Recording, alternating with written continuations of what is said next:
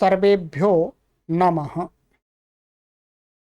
देववाणी संस्कृतं यूट्यूब चलदृश्यं प्रति भवतीनां च हार्दं स्वागतम्।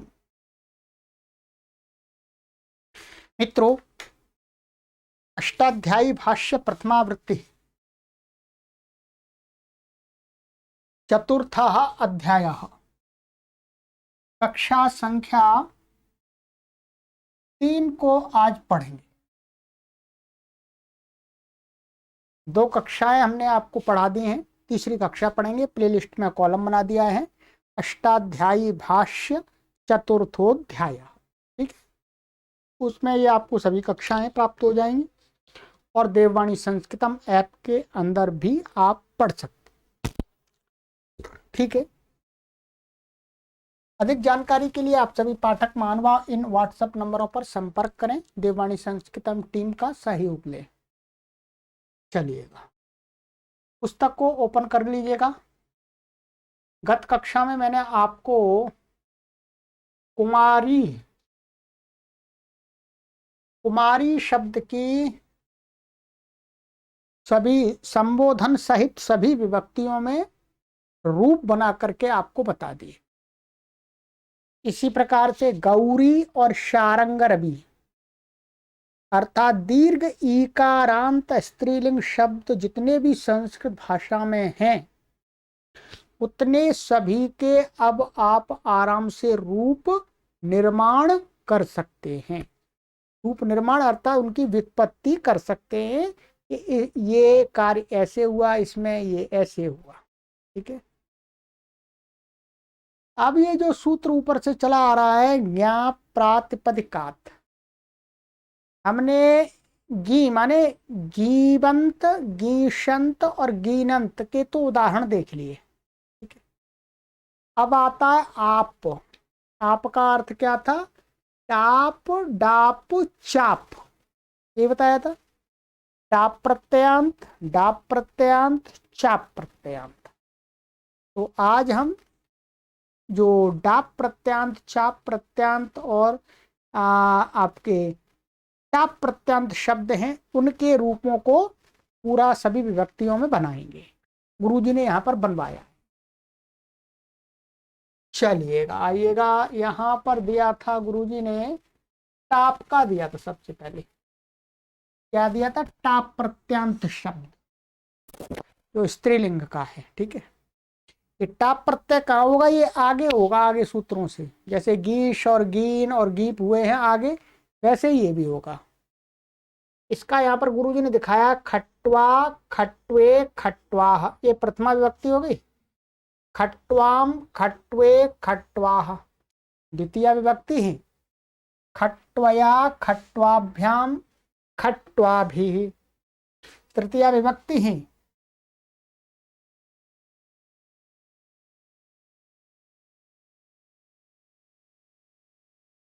खट्वायै, खट्वाभ्याम, खट्वाभ्यः चतुर्थी विभक्ति है। खट्वायाः, खट्वाभ्याम, खट्वाभ्याः पंचमी विभक्ति है। खट्वायाः, खट्वयोः, खट्वानां षष्ठी विभक्ति है। खट्वायां, खट्वयोः, खट्वासु सप्तमी विभक्ति है। हे खट्वे, हे खट्वे, हे खट्वाः, ये संबोधन विभक्ति।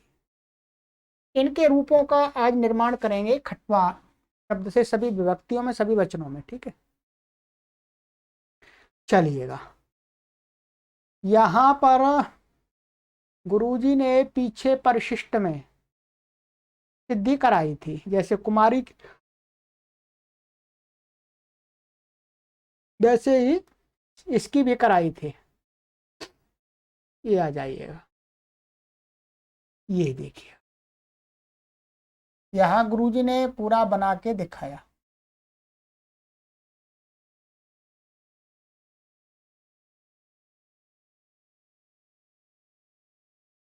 ठीक है। खट्वा, खाट, चारपाई इसको बोलते, बेड। यहां खट्वा शब्द ले लिया, यहां ध्यान दीजिएगा। अब एक खट्वा शब्द तो कहेंगे आप इसमें तो टाप प्रत्यय तो है ही नहीं। टाप प्रत्यय दिखाना चाहिए हमें। जैसे कुमारी में हमने गीप दिखाया था, और गौरी में गीश दिखाया था, शारंग रवि में गीन दिखाया था मैंने स्वयं। वैसे ही यहाँ पर गुरुजी ने नहीं दिखाया है, खट्टा ले लिया और कहा ये टाप प्रत्यंत शब्द है। कैसे माने, किससे टाप प्रत्यय हुआ? तो इसके लिए मैं आपका सहयोग करता हूं, ठीक है। यहां पर आगे हम एक सूत्र पढ़ेंगे, एक सूत्र पढ़ेंगे हम, आइएगा मैं बता देता हूं आपको।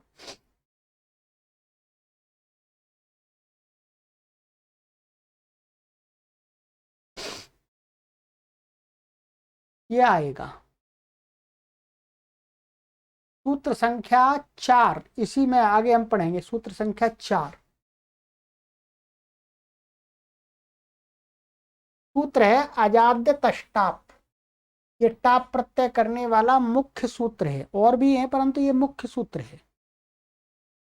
ये क्या कहता है? ये कहता है कि अजादिभ्य प्रातिपदिका प्रातिपदिकेभ्यो कारांतेभ्यश्च स्त्रियां टाप प्रत्ययो भवति। कहते हैं अजादि गण में पठित, अजादि गण में पठित जो अजादिभ्य और प्रातिपदिकेभ्यो अकारांतेभ्यश्च, और जो ह्रस्व अकारांत जो प्रातिपदिक हैं वो भी प्रातिपदिक हैं, उनसे कहते हैं कि स्त्रीलिंग में, माने स्त्री को कहना होगा तो स्त्रीलिंग में टाप प्रत्यय होता है, ठीक है। तो जो खट्वा शब्द है, क्या चीज है? खट्वा अम्ल क्या है? खट्वा शब्द है वो अजादि गण के अंतर्गत पड़ा हुआ है टाप प्रत्यय करके। महर्षि पाणिनि ने अपने गणपाठ के अंदर जो खट्वा शब्द है उसको टाप प्रत्यय करके ही पढ़ दिया। खट्व शब्द से टाप ले आए और आकाश वर्ण दीर्घ खट्वा बना दिया, ठीक है। तो बनाने की आवश्यकता नहीं है, क्योंकि बना हुआ गण में पड़ा हुआ है, इसलिए गुरुजी ने नहीं बना के दिखाया। कुमारी शब्द तो बनाना पड़ता है कुमार से, ठीक है, ये ध्यान रखेंगे। कोई कहे कैसे बना, तो उसकी सीधी सी प्रक्रिया, ये खट्व शब्द है, खट्व, और स्त्रीलिंग की विवक्षा में इस सूत्र से टाप प्रत्यय हो गया, और आजादिगण में मानकर टाप का आ बचा, और आकाश वर्ण दीर्घा तो खट्वा बन गया। वो महर्षि पाणिनि ने ही करके पढ़ दिया है, लो जी मैं ही कर देता हूँ आपका काम। ठीक है, मैं दिखा देता हूँ आजादिगण में कहाँ पड़ा हुआ, देखिएगा। काश्य का वृत्ति आपके पास में हो तो वहां पर आप इसका अवलोकन कर सकते हैं, अन्यथा मैं आपको दिखा रहा हूँ ये इसी सूत्र की जो ये काशिका है। आप यहाँ पर देखेंगे आजादी गण। आजादी गण क्या है? यहाँ से आरंभ होता है, अजा ए डका, ये टाप प्रत्यय करके पड़े हुए हैं। ओ किला, चटका, अश्वा, खट्वा, ठीक है। ये खट्वा मान लिया, बस हम छोड़ो, आगे छोड़ देते हैं। खट्वा, खट्वा शब्द यहाँ पड़ा हुआ टाप प्रत्यय करके आजादीगण में, तो इसका मतलब हुआ ये टाप प्रत्यंत शब्द है। अब इसके हम रूप चलाएंगे तो स्वादि प्रत्यय लाने पड़ेंगे। स्वादि प्रत्यय कैसे आएंगे जी? कहते हैं कि स्त्रीलिंग की विवक्षा होगी तो सु औजस से टावंत मान के आ जाएंगे, ठीक है। तो गुरुजी ने क्या किया? टावंत मान लिया इसको, और यहाँ पर आपके लिए प्रत्यय ले आए सीधा।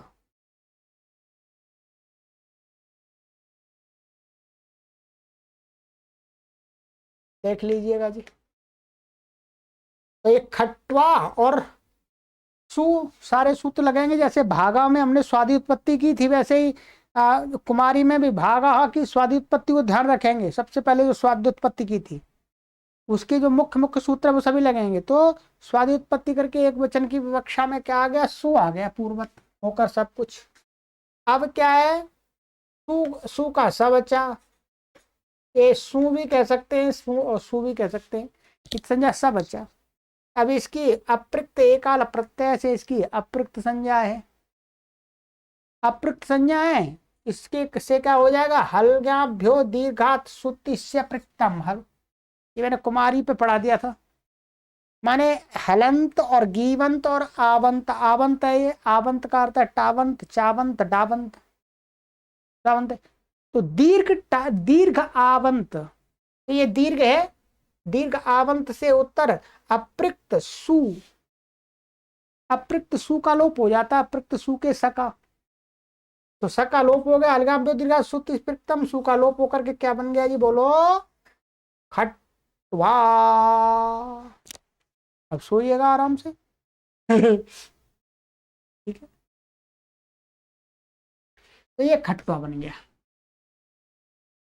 ये दानक है खट्वा, जिससे सभी दीर्घ आकारांत स्त्रीलिंग शब्द, दीर्घ आकार स्त्रीलिंग जोड़ पड़े, स्त्रीलिंग शब्द उनके सबके रूप ऐसे ही चलेंगे, अलग नहीं होगा, ऐसे ही चलेंगे सब। अब द्विवचन में बना रहे हैं खट्वा, और द्विवचन का स्वादि उत्पत्ति करके औ आ गया, तो औ आ गया। अब यहां पर क्या होगा, एक सूत्र लगेगा, आऊंगा आपह। ध्यान दीजिएगा, ये 7वें अध्याय के प्रथम पाद का 18वां सूत्र है। देख लीजिएगा पुस्तक में, मैं भी आपको दिखाने का प्रयास करूंगा। औंग आप कहता है कि आवंतात अंगात उत्तरस्य। औंग अर्थात ये औ और आउट की, जो द्विवचन का द्वितीय प्रथमा व्यक्ति के द्विवचन और द्वितीय व्यक्ति का द्विवचन का जो आउट और औ प्रत्यय है, उनकी संज्ञा है प्राचीन आचार्यों की। प्राचीन आचार्य औ और आउट ना कह करके औंग कहते थे।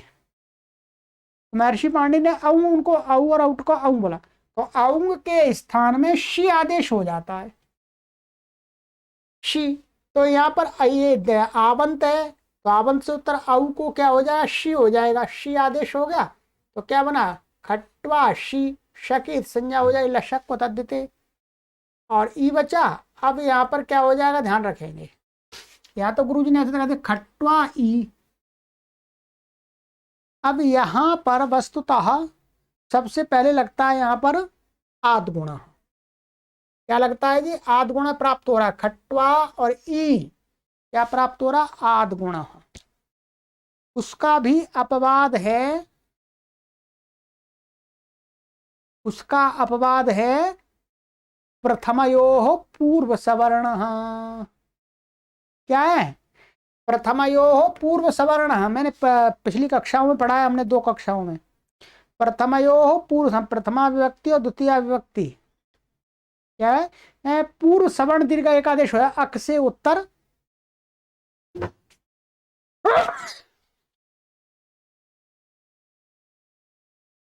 तो अक से उत्तर है ये, अक में आ रहा है आ, और यहां पर ये आ गया। तो प्रथमयो पूर्व सवर्ण से पूर्व सवर्ण दीर्घ माने खट्वा ऐसा प्राप्त हो रहा था, उसका अपवाद है एक सूत्र, यहां पर दिया नहीं है, वहां देख लीजिएगा। नादीची लिख लीजिएगा, नादीची। इसकी संख्या में आपको बता देता हूं, ये 6वें अध्याय के प्रथम पाद का जो संधि सूत्र है वही का है ये नादीची। इसकी संख्या है 6 1 100 100। ठीक है, ये क्या कहता है, ये कहता है अवर्णाद इच्छि परतः पूर्व परयोः स्थाने पूर्व सवर्ण दीर्घादेशो न भवति। ये अवर्ण से उत्तर, ये अवर्ण का अवर्ण में आ जाता है आ, अवर्ण से उत्तर क्या है, इच्छि परतः। इच्छि माने इजादी, माने इजादी प्रत्याहार के अंदर जो वर्ण आते हैं इजादी। तो ये ई क्या आ रहा है, इच प्रत्याहार के अंतर्गत आया, तो इजादी हो गया ये है, ये इजादी हो गया। इजादी के पर रहते अब ये पूर्व सवर्ण दीर्घ एक आदेश नहीं होता है। किससे प्राप्त था, प्रथमयो पूर्व सवर्ण, निषेध कर दिया। अब प्रथमयो पूर्व सवर्ण का निषेध कर दिया, तो सबसे पहले क्या प्राप्त हो रहा था, हमने बताया था आद गुणा। तो आद गुणा से क्या हो गया ये, अवर्ण से उत्तर अच के परे रहते, माने अच अर्थात जो है आपका आ ई, माने उसके परे रहते जो अक्षर बचते हैं, तो उसमें ई वर्ण आता है, री वर्ण आता है, और ली वर्ण आता है, और उ वर्ण आता ही आते हैं। तो इनके पहले तो गुण एक आदेश हो गया, तो गुण हो गया, और स्थानांतर तमह, ये गुण क्या हो जाएगा, ए हो जाएगा। आ और ई को गुण क्या हो जाएगा, अदेन गुण, ए की गुण से ए स्थानांतर में ए हो जाए, तो क्या बन जाए, खटवे। ये सूत्र ध्यान रखेंगे, निषेध कर देता है, नहीं तो प्रथम पूर्व सवर्ण लगना चाहिए था। ठीक है, तो ये द्वितीय में बन गया, प्रथमा विभक्ति के द्विवचन में बनेगा खटवे। अब आ जाइएगा खटवा जस। ठीक है,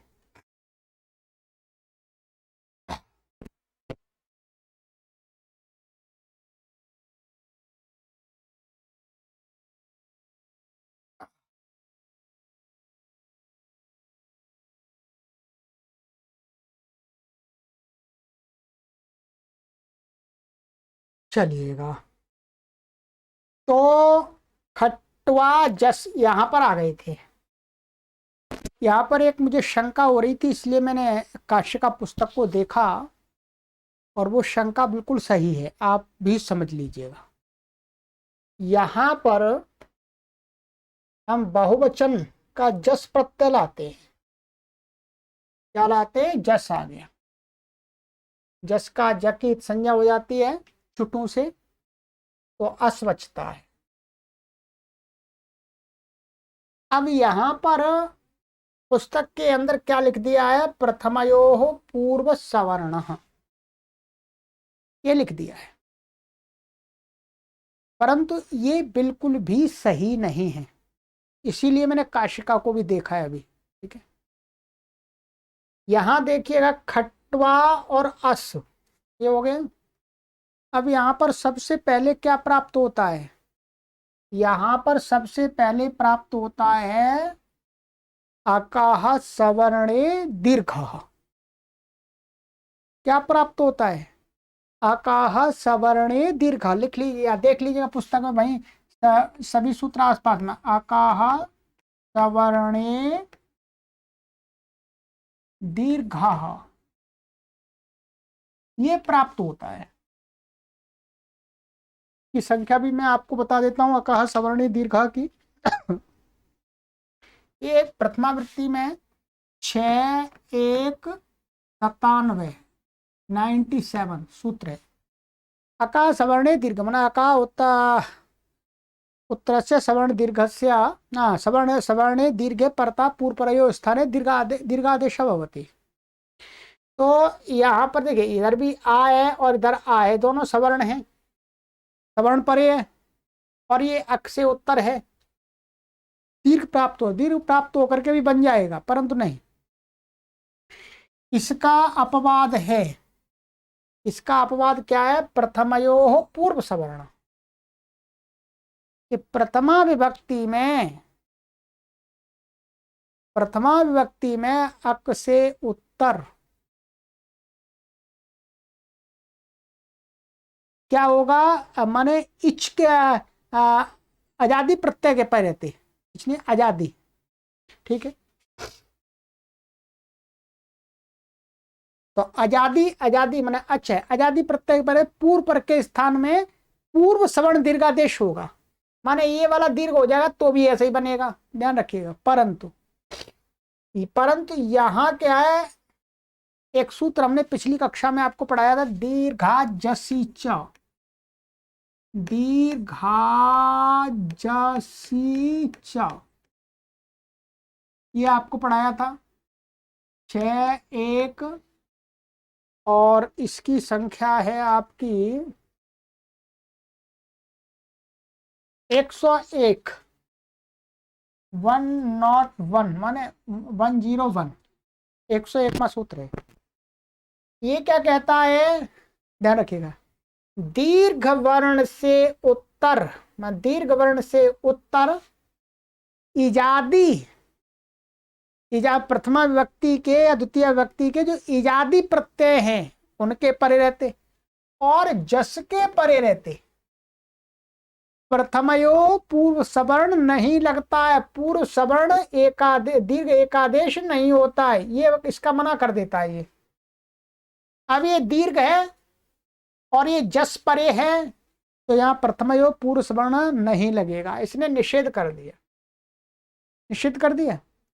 तो फिर अब क्या लगेगा, फिर सबसे पहले क्या प्राप्त हो रहा था, अका सवर्ण दीर्घा, तो अका सवर्ण दीर्घा लग जाएगा। तो यहां पर अकह सवर्णे दीर्घा से दीर्घ होगा खट्वास, ऐसा आ हो जाए खट्वास, रुत्त विसर्ग होकर के खट्वाह ऐसा बनेगा। ध्यान रखिएगा, यहाँ थोड़ा गलत लिखा हुआ है, इसे सही कर लेना चाहिए। आप काशिका की टीकाओं को देख लेंगे तो वहां पर ये एकदम स्पष्ट कर दिया है, और एकदम लग भी रहा है। देखते हैं भाई, दीर्घा जसी से निषेध क्यों नहीं कर रहा, जस पड़ा हुआ है, दीर्घ से उत्तर मिल रहा है, तो निषेध होना चाहिए प्रथम पूर्व सवर्ण का, तो होना चाहिए। तो वो करके फिर दोबारा का सवर्ण दीर्घ से दीर्घ होता है यहाँ पर। ये क्या बना दिया जी हमने, खट्वाहा रुत्व विसर्ग करके। चलिएगा, ये आपको विशेष बता दिया, गुरुजी से पढ़ने का ये फायदा हो गया। बाकी पुस्तक तो आपको नहीं बता सकती थी, पुस्तक तो यही बता रही है जी प्रथम पूर्व सवर्ण।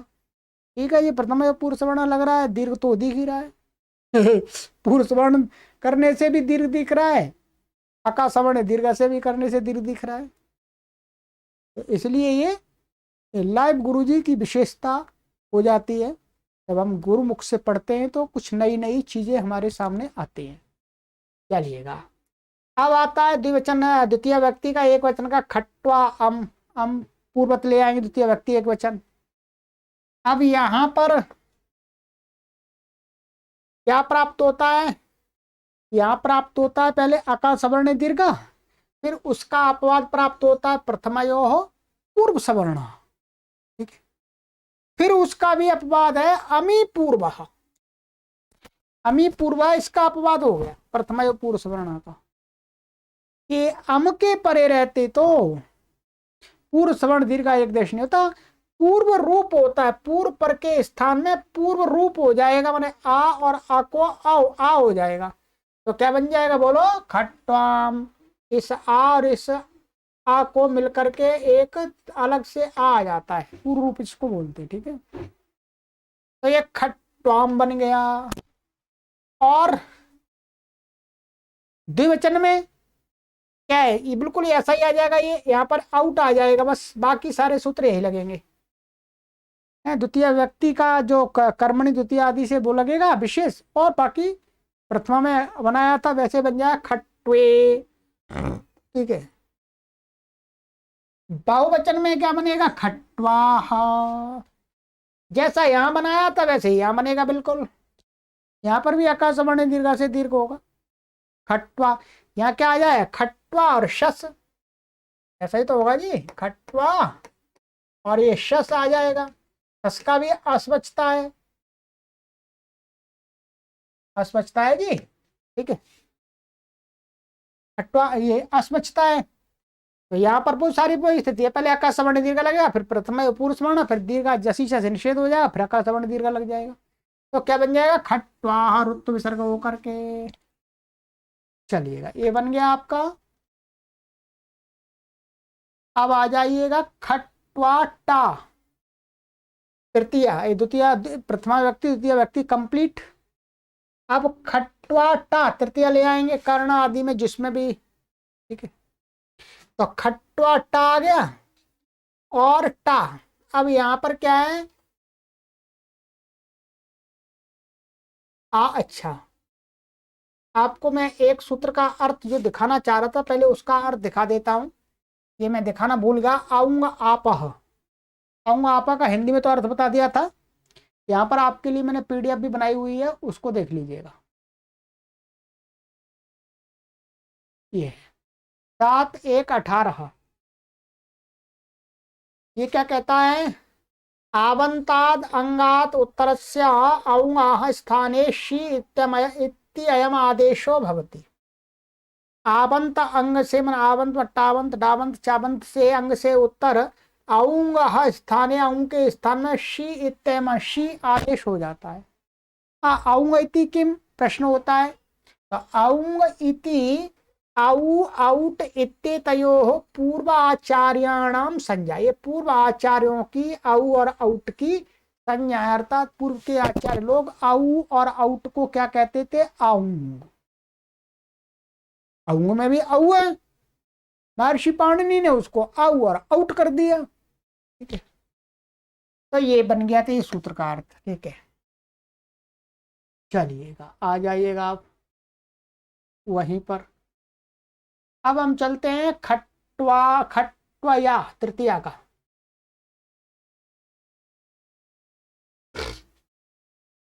तो खट्वा टा, अब यहां पर एक सूत्र लगता है आंगी चापह। क्या है, आंगी चापह। एक खट्वा के आ को एक तो हो जाता है। ठीक है, चलिएगा इसका पहले अर्थ पढ़ लीजिए तब बाद में बात करें। ये है 7 3 105 आंगी चापह। ये क्या कहता है देखिएगा, आवंता आवंतस्य अंगस्य आंगी परतश्चकारात् ओसी च परता एकारादेशो भवति। आंग इति पूर्वाचार्य निर्देशेन तृतीयैक वचनम गृह्यते। कहते हैं आवंत अंग से उत्तर आंग के परे रहती। ये आंग क्या है बता रहे हैं आगे, आंग के परे रहते और ओस के परे रहते, मतलब षष्ठी विभक्ति और सप्तमी विभक्ति का द्विवचन का प्रत्यय क्या, ओस ओस उनके परे रहते। क्या हो जाता है, जो आवंत अंग है उसको एकार आदेश हो जाता है, अलुअंत से अंतिम आ को ए हो जाता है। और कहते हैं आंग इति, जो आंग है यहाँ पर, आंग के आंग क्या है, पूर्वाचार्य निर्देश, पूर्व के आचार्यों के का निर्देश है, किसके लिए, तृतीया एक वचनम गृह्यते। तृतीया एक वचनम क्या, टा। पूर्व के आचार्य लोग टा को अंग बोलते थे। क्या बोलते थे, टा को अंग बोलते थे। तो महर्षि पाणिनि ने उनको ही ले लिया, भाई ठीक है जी आप आंग बोलो, बात वही है। टा में भी आवच्छता है, आंग में भी आवच्छता है। महर्षि पाणिनि अपने से पूर्व आचार्यों के प्रति श्रद्धा का भाव, कृतज्ञता का भाव प्रकट करने के लिए उनके द्वारा दी गई संज्ञाएं, प्रयोग की गई संज्ञाओं को अपने शास्त्र में आत्मना स्वीकार कर लेते हैं कि भाई हमारे से पूर्व के आचार्य भी श्रेष्ठ हैं, लाओ उनका भी कुछ कर देते हैं, उनके लिए भी कुछ कृतज्ञता प्रकट कर देते हैं। ठीक है, तो इसके लिए तो आंग आंग के पहले तो क्या हो गया, एकार आदेश हो गया। अब हमारा यहाँ पर क्या था जी, ये देखिएगा,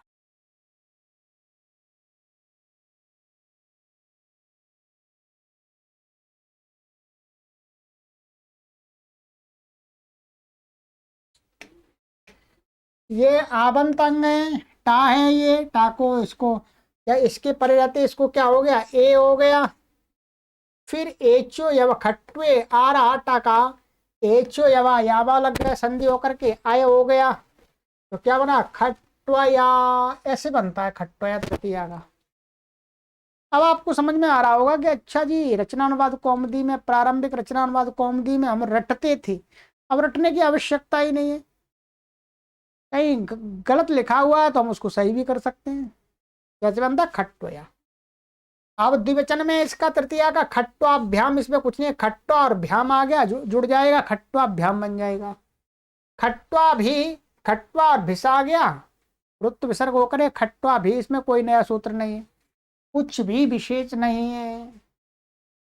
अब चतुर्थी व्यक्ति एक वचन में आ जाइएगा, खट्वा यही, देखिएगा क्या है, खट्वा यही में खट्वा चतुर्थी विभक्ति एक वचन का क्या आ जाएगा, बोलो, ने आ गया। अब याडापा, याडापा क्या कहता है बता देंगे, आवंत अंग से उत्तर नित प्रत्यय को क्या होता है, याट आगम होता है। नित प्रत्यय, तो ये 7 3 113 से याट आगम होकर के क्या बना, खट्वा याट ङे। चलिएगा इसका अर्थ देख लीजिएगा पहले याडापा का। ये देखिए 7 3 113 कहते हैं आवंतात अंगात उत्तरस्य ङितः प्रत्ययस्य याडागमो भवति। वही है, आवंत अंग से उत्तर ङित प्रत्यय को याट आगम हो जाता है। आद्यंत टकित से आदि में हो जाता है टित। चलिएगा देखिएगा,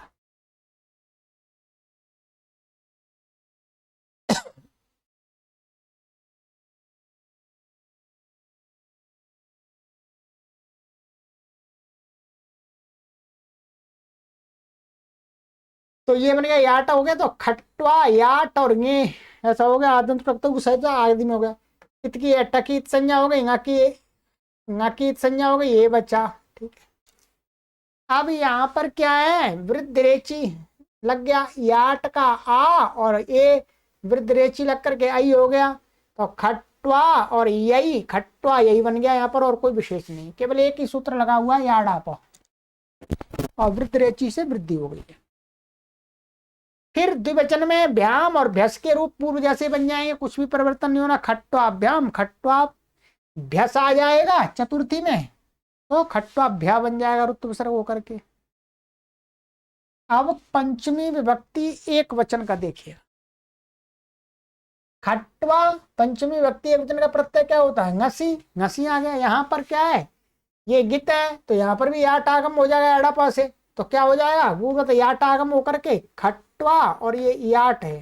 ठीक है, याट चला गया या, और ngसी का ये अस है, ngसी का ng की संज्ञा हो जाती है, ई की संज्ञा होती है, अस बचता है। तो खट्ट यहाँ आका सवर्ण दीर्घ लग जाएगा। क्या लग जाएगा इसमें, ये खट या ये ngस यहाँ पर आ जाएगा। अच्छा ये ऐसा लिखा है गुरुजी ने, यहाँ पर सही लिखा है, ये यास का या बच रहा था, और ngस का आस और अका सवर्ण दीर्घ होकर के क्या बना, यास बन गया, ऐसा बना। तो खट्वा यास और रुत विसर्ग होकर खट्वा या, पंचमी व्यक्ति एक वचन में बन गया। ऐसे ही फिर भ्याम और भ्यस आ जाएंगे, तो खट्वाभ्याम, खट्वाभ्या, कोई भी परिवर्तन विशेष नया सूत्र नहीं है। षष्ठी विभक्ति एक वचन में ngस आता है। क्या आता है बोलो, ngस। ngस आता है, तो ngस में भी अस बचता है, तो ये भी गित है, तो याडा पास याट आगम हो जाएगा, तो बिल्कुल ऐसा ही बन जाएगा, खट्वाया पंचमी जैसा बनेगा, पूरा सूत्र लगेगा। ठीक है, वृद्ध या अका सवर्ण दीर्घ लग जाए, वृद्ध रेची नहीं लगेगा। ठीक है, खट्वा ओस। अब षष्ठी व्यक्ति द्विवचन में आ जाए, खट्वा ओस। यहां आंगी चाप, जो हमने सूत्र अभी पढ़ा था, आंगी चाप मन टा और ओस के परे रहते, ओस भी उसमें था, चकारात ओसी च, तो यहाँ ओस परे मिल जाएगा, तो आवंत को, आवंत अंग को ओस के परे रहते क्या हो जाएगा, आंगी चापा से एक तो हो गया, यहाँ पर ये हो गया ये, और एचो यवा यावा लग करके ये आया आदेश हो जाए, खट्वा यो ओस, खट्वा यो खट्वा योस, और रुत विसर्ग होकर के खट्वा यो हो। ठीक है, ये आंगी चापा का अर्थ मैंने अभी पढ़ा बता दिया था। आंग माने टाके पर रहते, और ओस प्रत्यय के पर रहते, एक तो हो जाता आवंत अंग को। खट्वा नाम, खट्वा नाम इसमें भी कुछ विशेष नहीं है। यहाँ क्या होगा, खट्वा है, क्या है ये खट्वा, और आम आ जाएगा ये आपका षष्ठी व्यक्ति बहुवचन में स्वादित्पत्ति करके, तो ये सूत्र लगेगा, सु औज शादी बार बार लगेगा। अब यहाँ पर ह्रस्व अध्यापो नुट, अंग संज्ञा अंग के अधिकार में ये क्या आवंत लिखा हुआ है, पढ़ा जाए, ह्रस्वांत और नद्यंत और आवंत, तो आवंत से उत्तर आम को क्या हो जाएगा, नुट हो जाएगा। आद्यंत टकतु से नुट हो गया, ये नुट का ना बचा। तो ना नाम और खट्वा नाम, ये बन गया आपका, क्या बन गया, खट्वा नाम। इसमें भी कुछ विशेष नहीं है, ये सूत्र लगाया ह्रस्व नद्यापो नुट, 7 का 54वां। सप्तमी विभक्ति एक वचन, आ जाइएगा।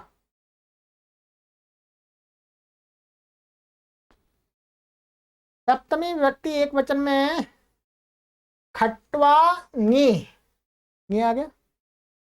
यहां पूर्ववत गे राम नद्याम नीभ्य, क्या हो जाएगा, गे राम, ये क्या है, गी को नदी संज्ञक से उत्तर और नी शब्द और आवंत से उत्तर, तो ये आवंत है, आवंत उत्तर गी को क्या हो जाएगा, आम हो जाएगा। और ये गित भी है, तो याडापा से याट हो जाएगा, क्या हो जाए, याट, ये हो गया। और ये खट्वा है,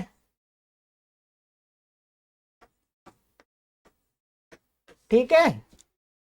अब यहां पर आका सवर्ण दीर्घ लगा दीजिएगा, तो याम बन गया, खट्वा याम, क्या बन गया, खट्वा याम। ये राम नद्याम निभ्या पिछली कक्षा में पढ़ा दिया था, देख लीजिएगा पुस्तक में, ये बन गया। फिर द्वितीय सप्तमी व्यक्ति द्विवचन में ओस आ जाएगा, तो बिल्कुल ऐसे ही बन जाएगा, खट्वयो हो। और खट्वा सु, इसमें कुछ भी नहीं है, खट्वा और सप्तमी विभक्ति बहुवचन का सुप आ जाएगा, पकीत संज्ञा हो जाएगी, सु बचेगा, कुछ भी प्राप्त नहीं है, खट्वासु बन गया, ठीक है। ये हो गई आपके प्रथमा विभक्ति, द्वितीय विभक्ति, तृतीय, चतुर्थी, पंचमी, षष्ठी और सप्तमी, 7 विभक्तियां हो गई। अब बचे संबोधन महाराज जी। अब संबोधन महाराज जी को भी देख लेते हैं। संबोधन महाराज जी में केवल एक वचन का ही विशेष होता है, बाकी तो प्रथमा व्यक्ति जैसे ही होते हैं। चलिएगा संबोधन महाराज जी को देख लेते हैं।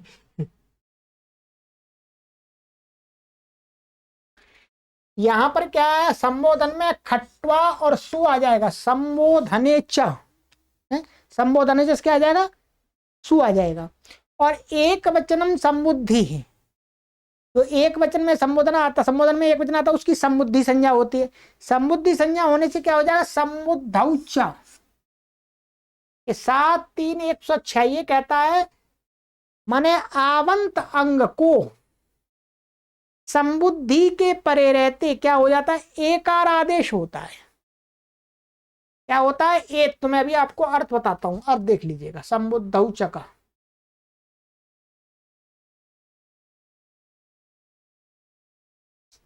ये है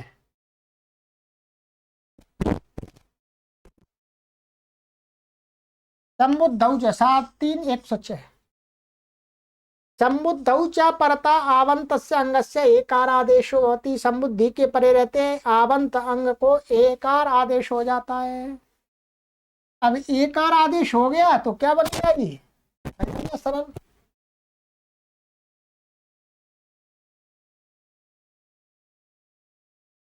क्या बना, ये बना, एक तो हो गया, तो क्या बना, खट्वे, और ये सु का सा। अब ये क्या है, एंग ह्रस्व संबुद्धे, एंग ह्रस्व संबुद्धे माने एंग से उत्तर, यह संबुद्धि का अपिक्त स मिल रहा है, इसका लोप हो गया, एंग ह्रस्व संबुद्धे से लोप हो गया, तो क्या बचा, खट्वे, और हे लगा दिया तो हे खट्वे बन गया, ठीक है। हे दिखाने के लिए लगाते हैं संबोधन का, वैसे हे का कोई संबोधन के साथ वो नहीं है संबंध, खट्वे यही संबोधन अपने आप में है, ठीक है। अब द्विवचन में पहले के समान ही बनेगा, पहले जैसा बनाया था द्विवचन में, खट्वा खट्वे, खट्वा खट्वे ये बनाया था आपका, ये अंग आपा लग करके और आध गुणा लग गया, जो मैंने प्रक्रिया बताई थी आपको, शी हो गया, तो क्या होगा, खट्वे बन गया, तो ये बन जाएगा हे खट्वे। और बहुवचन में जस आ जाएगा, हे खट्वा बन जाएगा। बस एक ही विशेष ध्यान रखना है कि इसमें तो प्रातिपदिकार्थ लिंग परिमाण वचन मात्र प्रथमा से प्रथमा आती है, और संबोधन में संबोधन से प्रथमा आती है। ठीक है, ये हो गया। अब मैंने आपको एक खट्वा शब्द के पूरे सभी विभक्तियों के रूप तैयार करके बता दिए। बस खट्वा के शब्द की सिद्धि में यही रूप सूत्र लगते हैं। अब दीर्घ आकारांत स्त्रीलिंग शब्द जितने भी हैं उन सब के रूप ऐसे ही चलेंगे, ध्यान रख लेंगे। एक टाप का हमने देख लिया, एक डाप का और चाप का और बचा है, उसका गुरुजी ने यहाँ पर उदाहरण दिया है। इसी प्रकार से बहु राजा, ये क्या है, डाप का है, ये डाप प्रत्यय का है। ठीक है, और कारिशगंध्या ये चाप का है। ये सिद्धि आपको पहले करा दी, फिर भी दिखा देता हूं मैं। ठीक है, देखिएगा, बहु राजा, ये डाप कौन से सूत्र से होता है?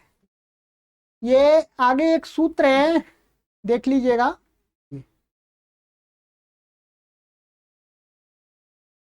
ये है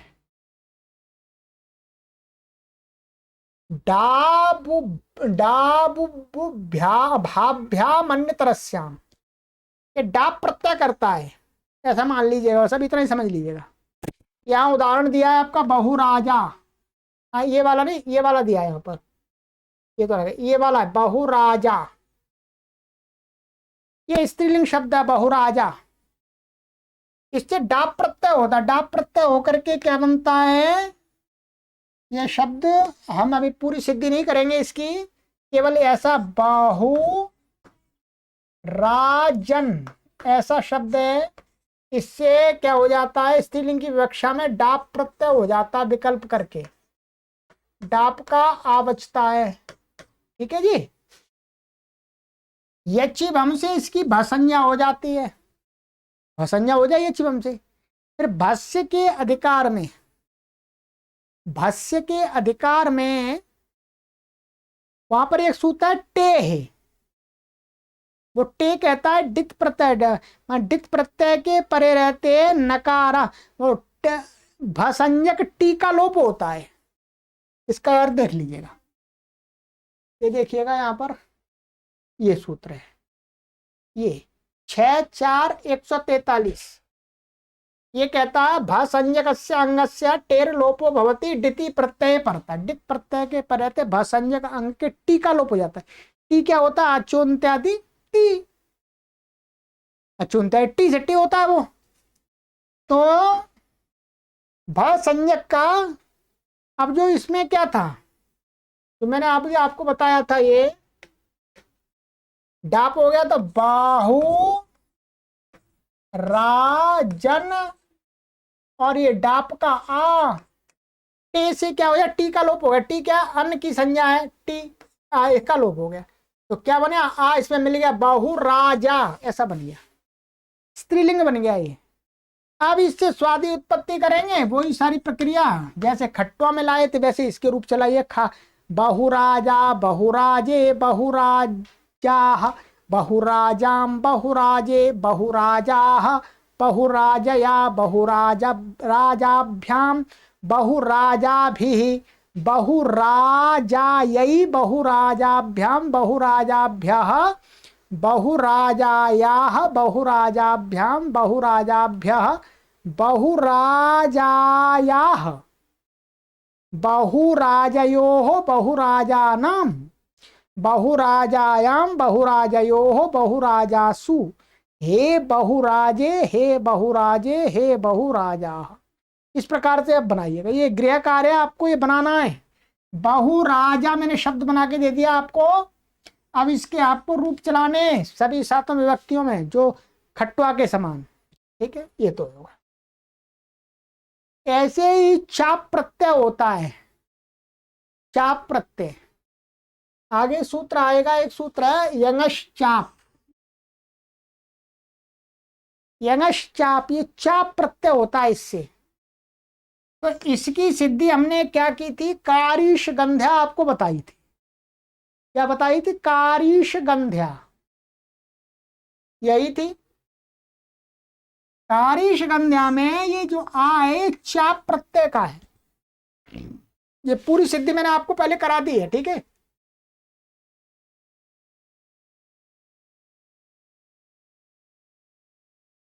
नहीं, ये सिद्धि हम आगे करेंगे, ठीक है। यहां पर अभी आपको केवल इतना ही समझना है, कारीश गंधा, ये जो सिद्धि है, ये सिद्धि आपकी आएगी 4-1-74, 74वां सूत्र है यंगश्चाप, उसकी सिद्धि है ये कारीश गंध्या।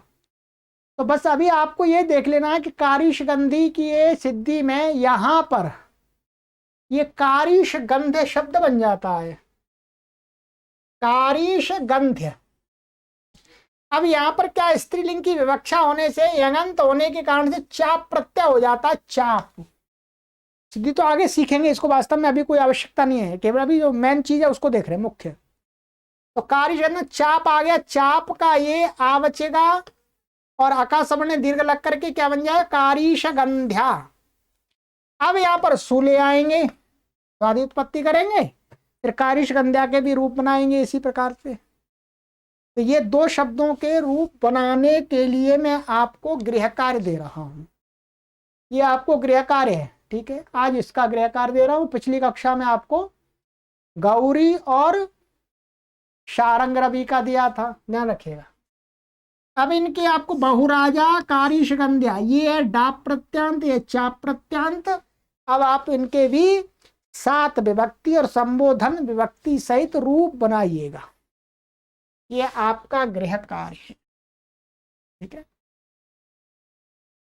सिद्धियां आपको आनी चाहिए। व्याकरण पढ़ने का प्रयोजन क्या है, यही तो प्रयोजन है, आपको शब्दों की सिद्धि, शब्द का स्वरूप ज्ञान होना चाहिए, ठीक है। चलिएगा, अब आगे की कक्षा में कुछ ये बचा हुआ है प्रातिपदिक के उदाहरण, देखिएगा।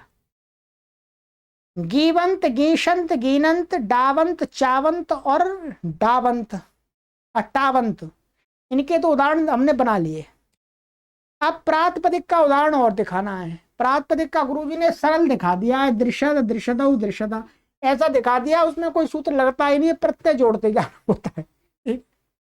परंतु मैं अपनी तरफ से आपके अंदर आत्मविश्वास उत्पन्न करने के लिए प्रातिपदिक का मैं ह्रस्वकारांत उदाहरण लूंगा, राम शब्द के रूप लूंगा मैं आपके लिए, ध्यान दीजिएगा। राम शब्द के रूप, राम भी एक प्रातिपदिक है, ध्यान देंगे। राम क्या है, प्रातिपदिक। ये राम शब्द के रूप हैं, राम शब्द की प्रातिपदिक संज्ञा हो जाती है तो फिर ये सभी विभक्तियों में आपको रूप बनाना सिखा दूंगा। जैसे खट्टुआ का चलाया, कुमारी का चलाया, वैसे ही इनका भी ह्रस्वकारांत प्रातिपदिक का भी चला दूंगा। और ये पुल्लिंग है, ऐसे ही नपुंसकलिंग में भी आपको बनाना बता दूंगा। कोई अधिक सूत्र नहीं होते, यही सूत्र लगेंगे, 1-2 सूत्र अधिक लगेंगे बस, बाकी इसी में आपको प्रैक्टिस करनी होगी, ठीक है। तो ये आप इतना कह सके, हाँ जी मैं राम के रूप बनाना जानता हूं, मैं कुमारी के रूप बनाना जानता हूं, मैं खट्टुआ के रूप बनाना जानता हूं, रमा के रूप बनाना जानता हूं, मैं जलम के रूप बनाना जानता हूं, मैं गृहम के रूप बनाना जानता हूं। ये आत्मविश्वास तो आना चाहिए। अब इतना व्याकरण पढ़ लिया, ठीक है। चलिएगा, तो अब आगे की कक्षा में मिलेंगे राम जी के साथ में, ठीक है। चलिएगा, सर्वेभ्यो नमः।